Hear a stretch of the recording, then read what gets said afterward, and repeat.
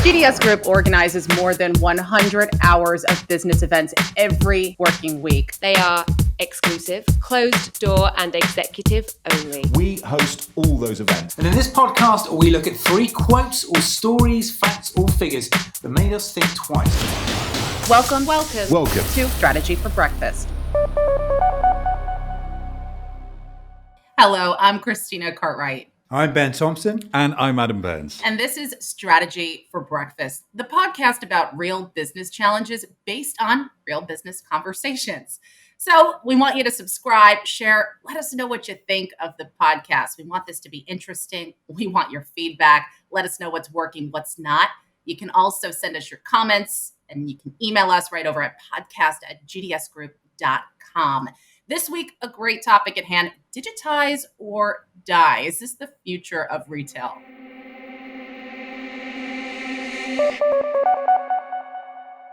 Christina, is it digitize or die, or is it protect and serve? Yeah, I love this topic. There is a growing pressure on retailers to digitize, with online sales growing by 36% last year, the highest growth actually seen in 13 years.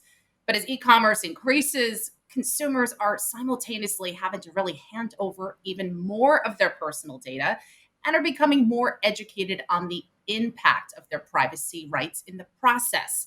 So, what does this mean for the digitization of retail? And really, how can we strike that right balance between e-commerce growth and personal data protection? I'd love to know what you think. This is why I think companies are inconsistent. So right now, they are the South Park underpants gnomes, which is season 2, episode 17. Please do Google it. And data are their underpants. So the underpants gnomes steal all the underpants from the laundry to make profit. There are 3 steps to this. There is steal underpants, there is a question mark in the middle, and then there is profit. I don't think anyone yet knows really how to make profit from all the data they are asking us for. And as consumers, we're just having our underpants stolen. I love how underpants actually got brought up into this podcast. You know, we're in this kind of catch-22 where consumers must provide their personally identifiable information in order to obtain goods and services online. We're not really, used to that back then. And while businesses must leverage this data in order to operate. So the focus now needs to be on how retailer companies and stores secure that information and really educate their consumers on how they're reducing security threats and vulnerabilities. Yeah, I think it's this really interesting dichotomy between convenience and privacy. According to McKinsey, the pandemic forced 10 years of e-commerce adoption and consumer change in the span of just 90 days in the first half of last year.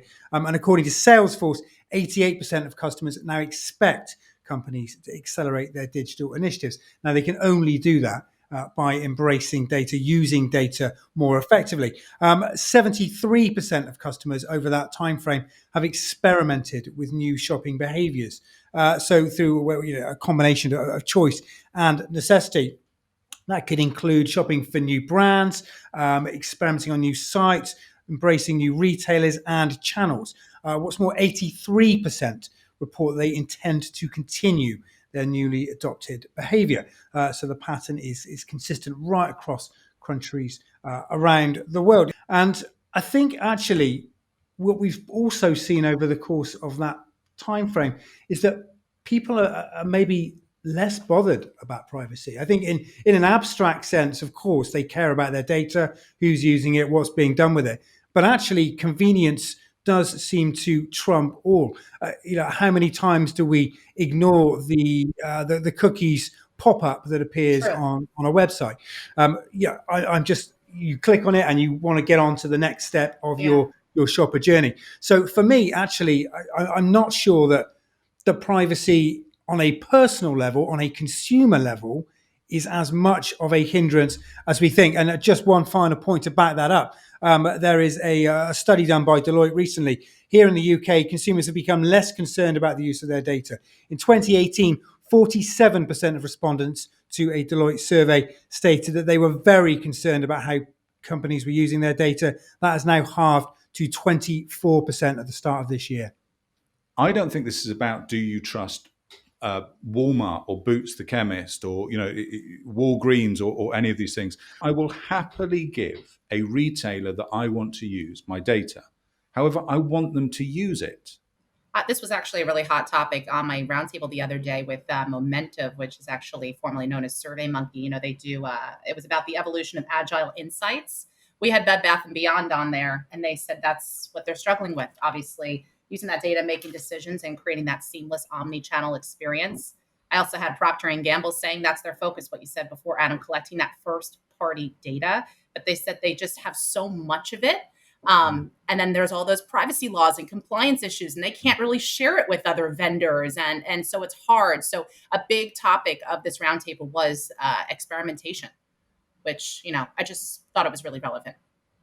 Yeah, I completely agree. And I think, to your kind of question right at the top of this, Chris, I would dearly love to hear from anybody who's got a kind of sense of where this is going, because I feel like people are happy to talk. And I know this is anecdotal and all that sort of stuff, but I feel like people are happy if there is a good value exchange. But what is that clear value exchange? And that's the bit I don't think I've seen someone do well. And if anybody has, I would love to see it. Echo that. I guess that this is where we come back to experience, right? So, you talk about the value-driven outcomes of using the data, and we've talked about experience being critical, experiential retail being, an actual real differentiator. We've probably seen that over the course of the last 18 months, right? The kind of the importance of the experience, because the experience has been different for everybody. Obviously there was an initial phase where people just wanted their stuff. They wanted their groceries. It was hard to get. Supply chains were disrupted. You couldn't get into the local store. Convenience was king. But I think gradually, actually, as our kind of familiarity and adoption rates of digital channels have gone up, actually our perceptions and our expectations of the experience that a retailer offers us have risen in lockstep with that. So actually how you deliver that experience is going to be key, and linking up the data piece through personalization and other trends and movements like that to that experience piece is going to be critical. Ben, will the future of retail be made in China? Well, we all know that the Chinese e-commerce giants are seeking to reinvent retail. They have their eyes on the European and the US markets as well. The Chinese players are coming, is how one senior executive put it to my colleague Alex Morgan on a recent retail roundtable. I guess just to put it into perspective, we've got the Amazon Prime Day, which is Amazon's incredibly lucrative sales event. Happens every year. This year that generated 11 billion across a single 24-hour period. That was back in June.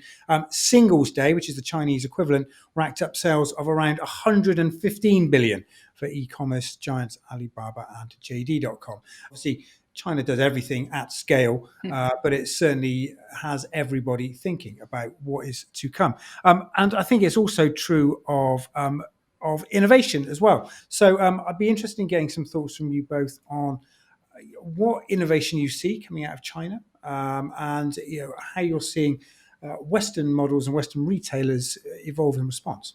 Well, a recent retail summit, I can only sort of really talk to this. We heard from David Lloyd. David is Alibaba's UK, Netherlands and Nordics general manager. And he spoke about just this, how technology is being used to create deeper connections between consumers and brands on and offline, and what European and US brands can learn to deliver future growth in their home markets. And he showed some brilliant and really engaging examples from I think it was an Alibaba shop in China. And what struck me about this was that it felt like they'd understood the holistic nature of retail, the kind of plurality of people's retail experiences. And so if I just compare this to the Amazon Go store, now that may have developed. So I'm only going on the clips that have been available on YouTube and all that stuff. I haven't been lucky enough to go to an Amazon Go store and all those sorts of things. But it feels to me that what I know of the Amazon Go stores is that it's very much about reducing the friction around paying. You walk in, you pick up whatever you want off the shelves, you walk out. And that's grand. But I'm not sure that that is shopping. I mean, that's shopping in a really pragmatic. It's functional It's shopping. function, and it's my sort of shopping. Don't get me wrong, but that is not the sort of shopping that various people I'm incredibly good friends with and maybe married to, enjoy.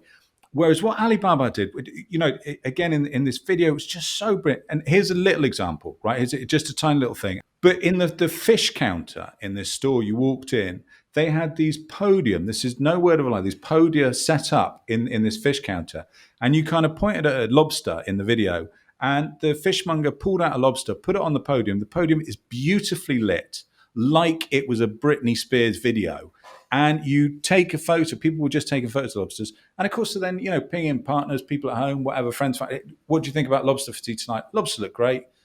It's a real experience. Yeah, grand. I'll take that. Boom. And even me, and I am like the most functional shopper going, I was like, that's pretty cool. Like, I get that. If you enjoy shopping as an experience, it felt to me like that was an experience. Hey, I mean, this might just be me, but as a millennial, to me, I like convenience. I want to get in, I want to get out. I mean, with this pandemic, going back into the store, I waited online for groceries for over 30 minutes just to check out my stuff. So sometimes, convenience is good, but I love what you said, Adam. It's this new buzzword, shopper-tainment, and in a survey actually commissioned by AliExpress and marketing firm Forrester, 70% of respondents in the UK and Europe said they were now interested in shopping via live stream. So, love to kind of get your thoughts on that. What do you think that all means? It means, to me, customers are seeking new experiences, not simply new transactions, kind of what you were talking about, Adam. And then again, back to that new world of shoppertainment. Is shopping? Sorry, Chris, you're going to have to clarify something for me as a millennial. Is shopping via live stream? Is that the kind of equivalent of the shopping network? It Ben? can be. It can be. Yeah. I think there's one-to-many and there's one-to-one models that are both incorporated in this idea of shoppertainment. So I guess one-to-many is more like a pitch, but albeit one that the audience can interact with. Whereas I think maybe a one-to-one model is a little bit more personalized, where you're perhaps speaking with a product expert on an individual basis as a shopper.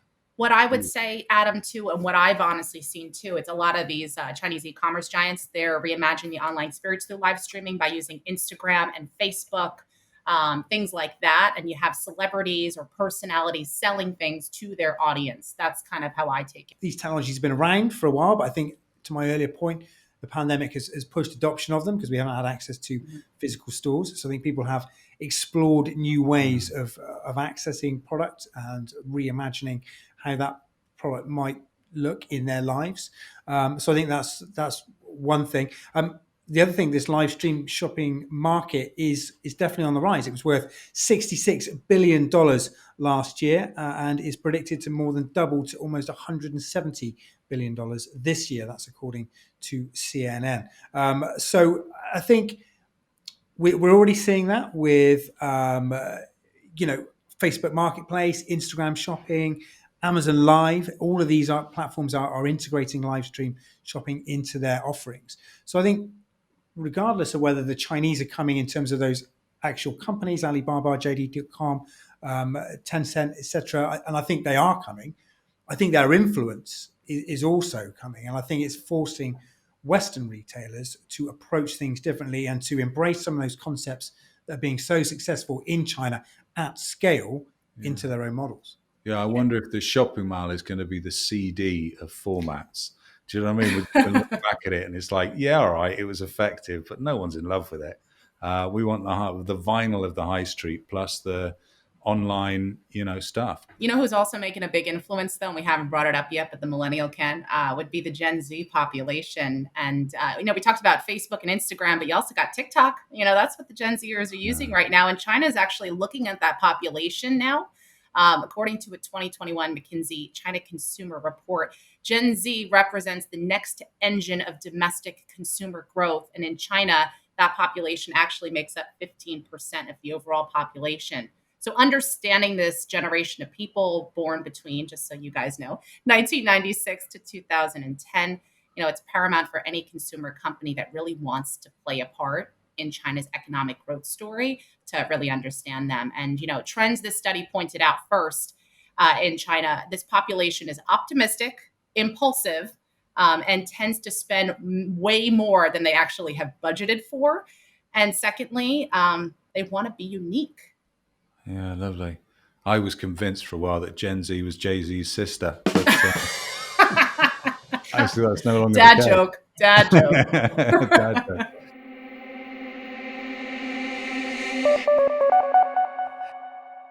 Chris, will everyone digitize or die? Wow. Yeah. Digitize or die. Yikes. You only got two options there. But, we know brands must be able to pivot their offerings to digital if they're to engage consumers and drive retention. That's a given, especially with 82% of people saying new relevant offerings had increased their desire to do more business with brands. But is this the case for all brands?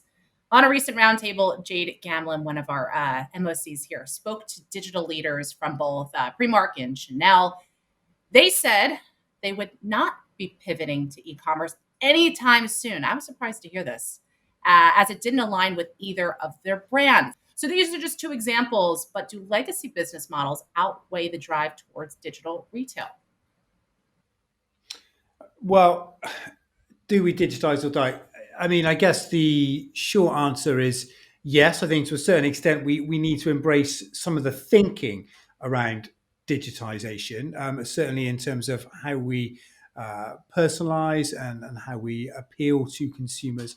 I think it's actually more about excitement. How do we engage better with consumers? And whether that takes place in a physical store or on a digital channel, it's really about that engagement. I think it's certainly in terms of bricks and mortar stores, there's just too much square footage. There's not enough differentiation. There's not enough excitement in those physical locations to justify them all. So I think certainly in that regard, doing some of those things that we've talked about, some of the innovations that are coming out in China, with some of that live streaming, with some of that more interactive ways of shopping, engaging with consumers in store, online, is going to be absolutely critical. So I think certainly to that extent we need to digitize. But I think it's about excitement. It's about the experience, as we touched upon earlier on. It's not necessarily about digitization, but it's about some of the thinking that informs that process of digitization. How do we better communicate with consumers? How do we better engage with them? But this is the thing, though. I can relate to the Chanel and a lot of luxury brands, like even Louis Vuitton. I mean, I would want you, when you're spending that much money on a product, you want to go in store, you want to touch it, you want to feel it, you want to smell it, and you want to, speak to the store clerk about it, and you want to make sure that you're spending that money for a great product. I absolutely agree that it's very hard to replicate certain retail experiences. But I guess to this earlier point we were making about the live streaming that's going on in China, we talked a lot about the influencer models, that one-to-many live stream with an audience interacting with somebody who is effectively selling a product. But I did touch upon this idea of the one-to-one, more white glove experience, where you have a personal shopping assistant, I suppose, who is walking you through the process of buying a handbag or buying a dress or buying a piece of jewelry. Now, of course, that can be a complement to the physical store. But I think already we're starting to see innovations where those traditional, hard to replicate shopping experiences, those white glove, high touch experiences, are already starting to be digitalized. Now, whether they are currently as good as those physical experiences, maybe not. But I think it would be a mistake to try and ignore them and say, we can't replicate what we're doing online, because somebody will. Warning. Get the klaxon. To your point then, Ben, about the big shops are struggling. Maybe it's not about digitize or die. It's about digitize or diet. Or diet. I love Do you it. see? Did you see what I did there? Because like they just needed to get smaller. I thought it was, Yeah, is I that thought even a diet bad was a word? little cynical. So I like diet. Let's change it to diet. Good. Let's Digitize go for or that then. diet. So I think that's a great way to end this conversation. But, thanks for listening to this week's session. Please do subscribe, share, let us know what you think of the podcast. And we want you to be a part of it as always. So please let us know how we're doing, what you want to hear, what you don't want to hear. You can always email us at podcast@gdsgroup.com. I'm Christina Cartwright. Thanks for listening. Strategy. Strategy. Strategy for breakfast.